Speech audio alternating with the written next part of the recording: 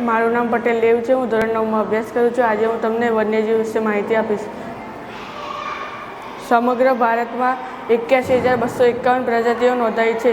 સમગ્ર વિશ્વમાં 15 લાખ પ્રાણીઓની પ્રજાતિઓ છે, જેમાં સરીસૃપો, સસ્તન પ્રાણીઓ, મત્સ્યજાતો વગેરેનો સમાવેશ થાય છે।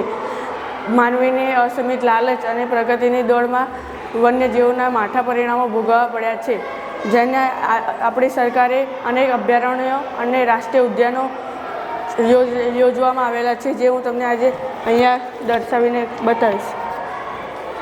અસમમાં આવેલું કાંજીરંગામાં ગેંડો, જંગલી ભેંસ અને હરણનો સમાવેશ થાય છે। હરણ આ ત્રણેય પ્રાણીઓની જાતો ત્યાં સુરક્ષિત રાખવામાં આવે છે।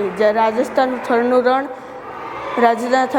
જંગલું વરુ, જંગલી બિલાડી, ઊંટ, મધ્યપ્રદેશનું કાન્હા, વાઘ, સાબર અને ચિત્તો। ગીર રાષ્ટ્રીય ઉદ્યાન ગુજરાતમાં આવેલું છે, જે સિંહ, ચિત્તો અને વાઘનો સમાવેશ થાય છે।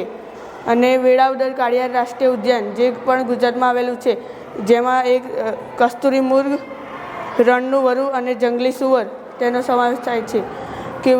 કેવલાદેવ, જે ભરતપુર અને રાજસ્થાનમાં આવેલું છે, જેમાં યાયાવર અને પક્ષીઓ જોવા મળે છે।